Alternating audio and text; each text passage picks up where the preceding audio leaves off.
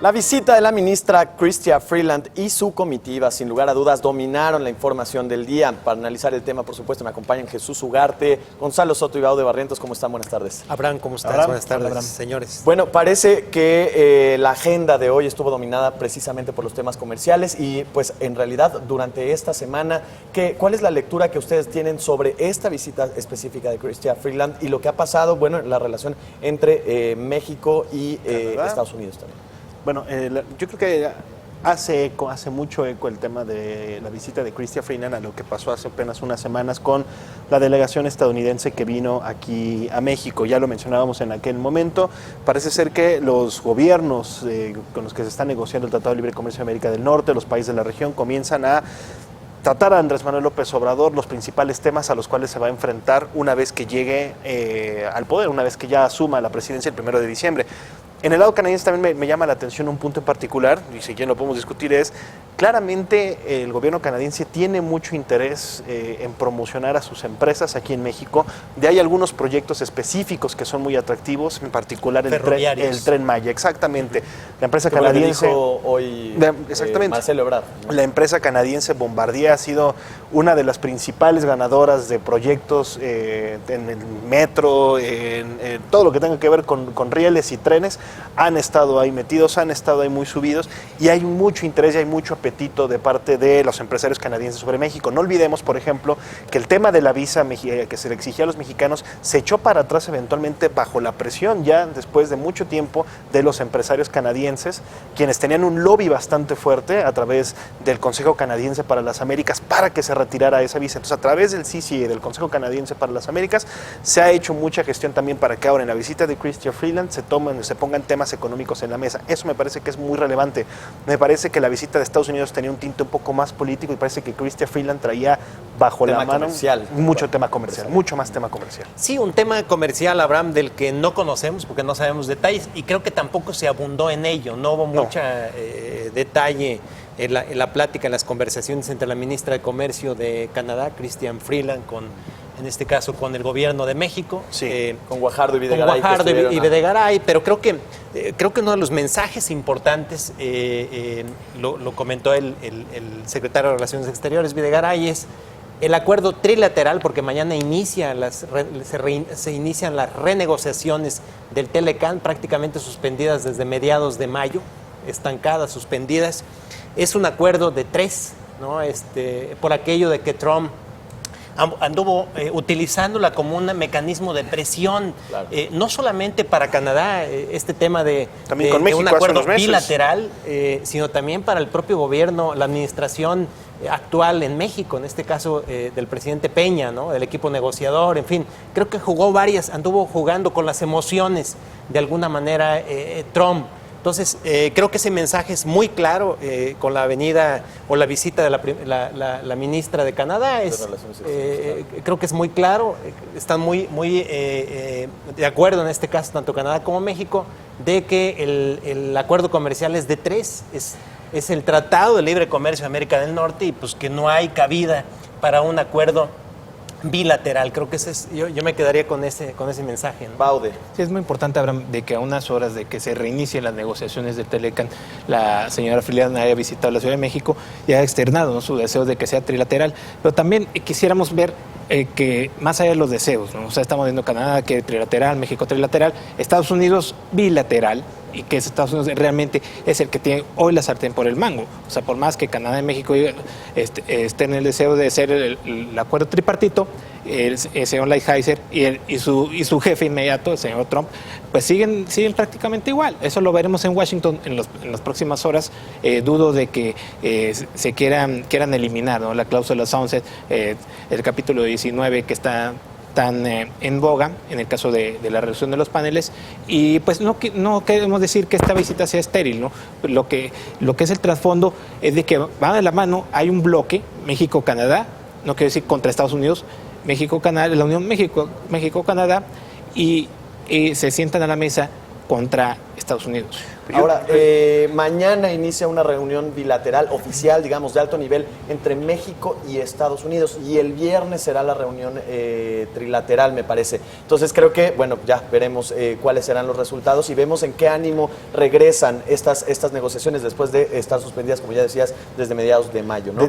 Decía hace unos días, perdón, Chucho, nada más para decir, que no se veía venir una renegociación antes, por lo menos este año. No, un acuerdo final. No, y sobre todo la firma. Eso. Digamos, prácticamente este año está descartado. Y parece que así es. Cuando tienes que reunirte primero con Chrystia Freeland y después con Estados Unidos y después ya la trilateral, parece ser que hay muchas más piezas que todavía no embonan y que hacen muy complicado pensar que este año va a quedar. Ahora, Marcelo Ebrard hoy dijo, bueno, tenemos una buena relación y estamos armando una buena relación con Canadá por ahora. Porque no están en funciones. Algo dijo, que no están en funciones, pero bueno, también, digamos, abriendo la puerta a que podría en algún momento haber algún choque entre los dos países, como ya lo ha habido, ¿no? Pero bueno, hablando sobre precisamente el papel del nuevo gobierno que va a tener en estas negociaciones, ¿cuál es su lectura también de esta especie de luna de miel que tuvieron en los últimos 2 días Andrés Manuel López Obrador y Trump, ambos intercambiando elogios, intercambiando opiniones sobre el tema comercial e intercambiando la prisa, digamos, por cerrar la negociación? Sí, fueron varios días de luna de miel, de elogios, mensajes, pues sí, de felicitación, de beneplácito del presidente estadounidense hacia Andrés Manuel López Obrador, pero el día de ayer, con base en la carta que el propio AMLO de alguna manera da a conocer, pues sí, empieza ya la presión de Trump. Es decir, Trump da a conocer, creo que deja muy claro que le urge acelerar la renegociación del Telecán, tener un Telecán muy en breve. Y aquí le habíamos comentado ya hace algunas semanas por qué el interés de Trump en tener por lo menos un acuerdo en principio del Telecán. Se ha hablado por ahí de que hay una ventana que se puede abrir, lo dijo Ildefonso Guajardo, el titular de la Secretaría de Economía de México, en agosto. ¿Por qué razón? Hay que recordar que vienen las elecciones en Estados Unidos, claro, en Estados Unidos en noviembre. Prácticamente se renueva toda lo que es la Cámara de Senadores, parte de la Cámara de Representantes, y Trump necesita llevar, previo a las votaciones, pues este logro, de alguna manera, de un acuerdo en principio. Insisto, formalizar un acuerdo prácticamente es imposible por los tiempos en Estados Unidos. En Estados Unidos allí no hay acuerdos fast track como aquí en México.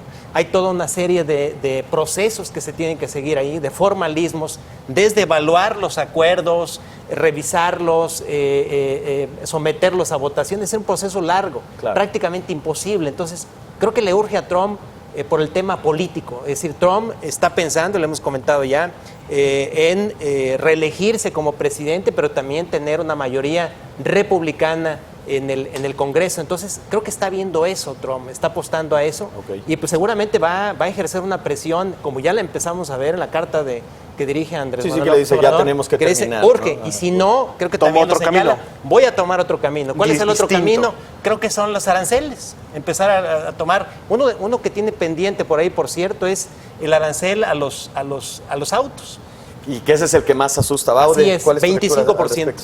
Sí, entra del intercambio de cartas, Abraham, que aparentemente son inocuas, no son así. Es una fuerte presión de parte de Estados Unidos. Realmente Donald Trump no quiere llegar a un acuerdo bilateral. O sea, todo el mundo pensamos, oye, si se sale el Telecán, va el bilateral. No, porque el bilateral implica, primero, que pida ciertas concesiones a su Congreso, que realmente va a ser dominado por la demócrata. O sea, ya vamos a ser realistas, ¿no?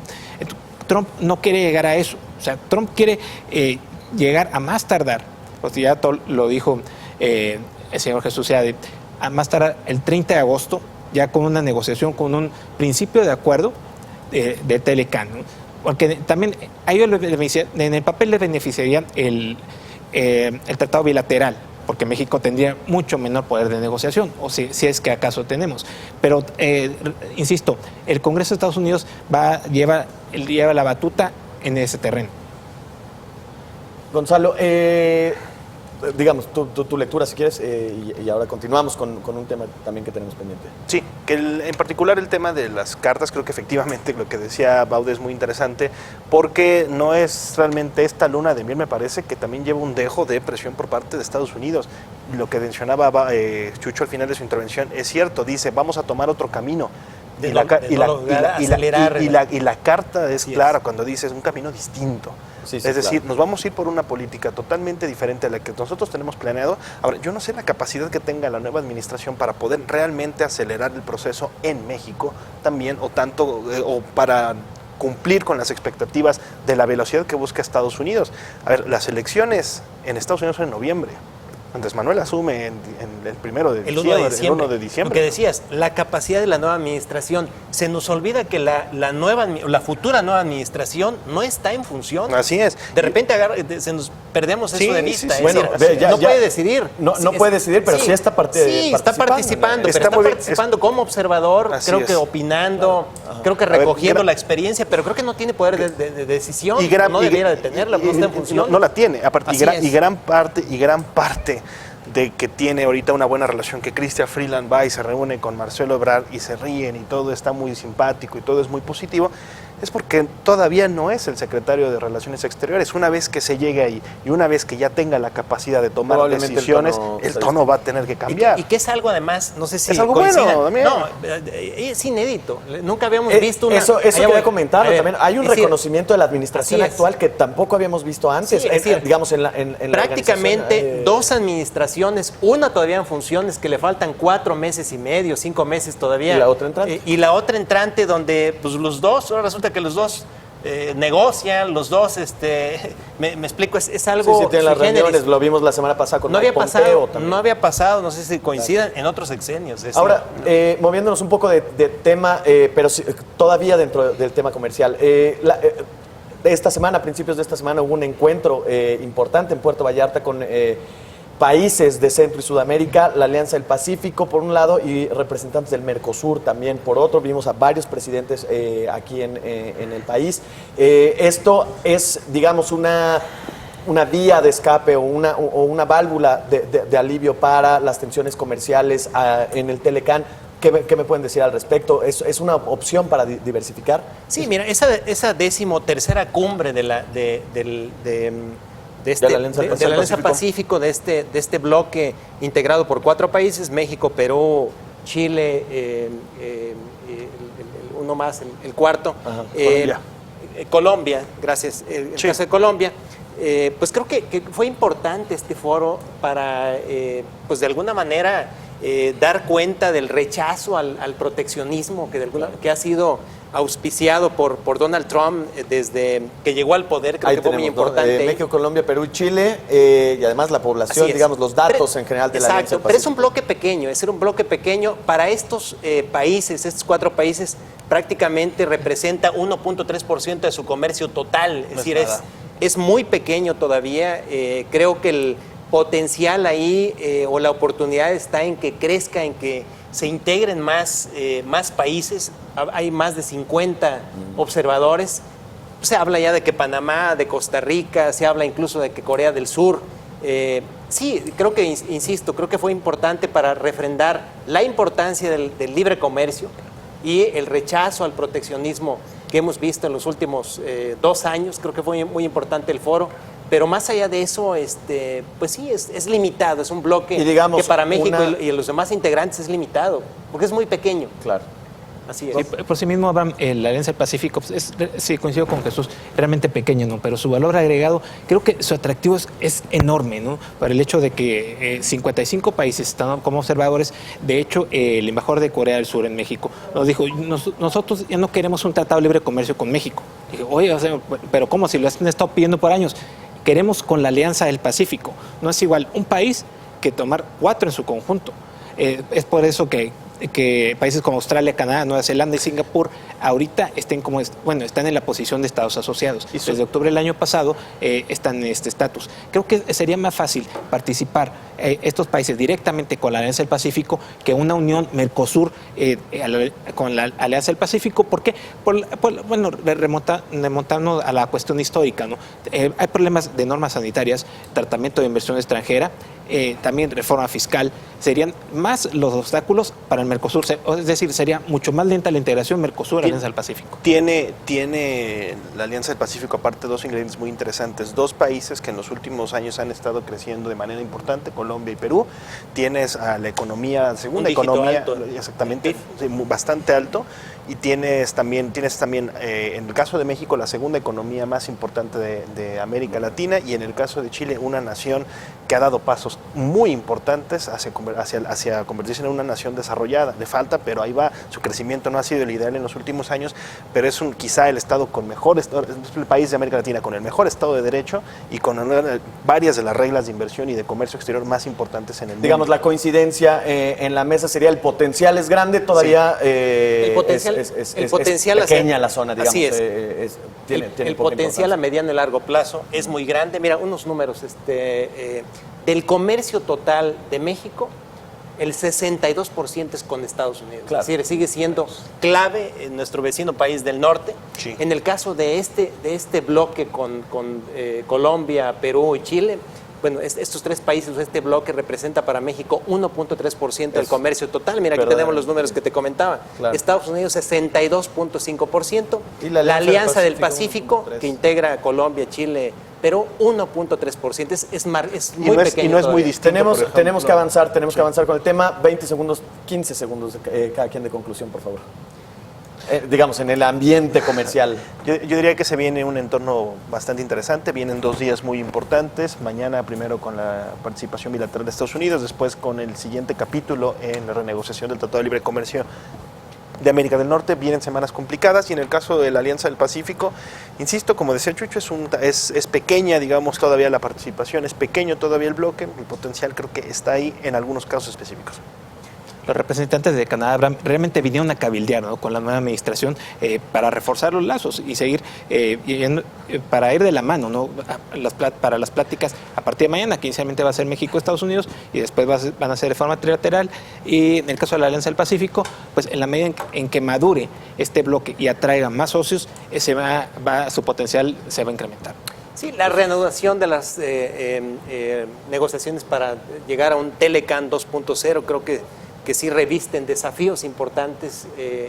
Donald Trump quiere acelerar y llegar a un acuerdo muy pronto. Habrá que ver qué pasa con las reglas de origen, la cláusula sunset, la solución de controversias. Es decir, había varios temas tóxicos. Los temas habrá que ver. espinosos. Entonces va a ser espinoso. Sin embargo, Abraham, la lectura del mercado ha sido positiva. Creo que hay optimismo de que pueda lograrse algún acuerdo en principio por ahí hacia agosto, hacia septiembre, y pues lo vemos en el tipo de cambio, ¿no? Por ahí teníamos Tenemos en la terminal la gráfica. la gráfica. Hoy por lo pronto, fíjate, gana 0.9% el peso frente al dólar interbancario al ubicarse en pues un nivel de 18.7390.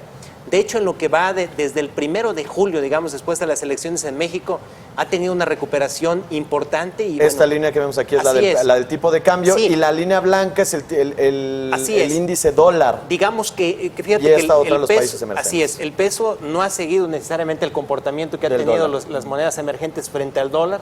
Ha sido diferente y bueno, tiene que ver con esto, el optimismo de que se pueda lograr un acuerdo comercial pronto, además de recuperación del precio del petróleo, en fin. Interesante, sin duda, este tema y el análisis de los editores, por supuesto, del financiero Bloomberg. Es momento de hacer una pausa y regresamos con más información, no se vayan.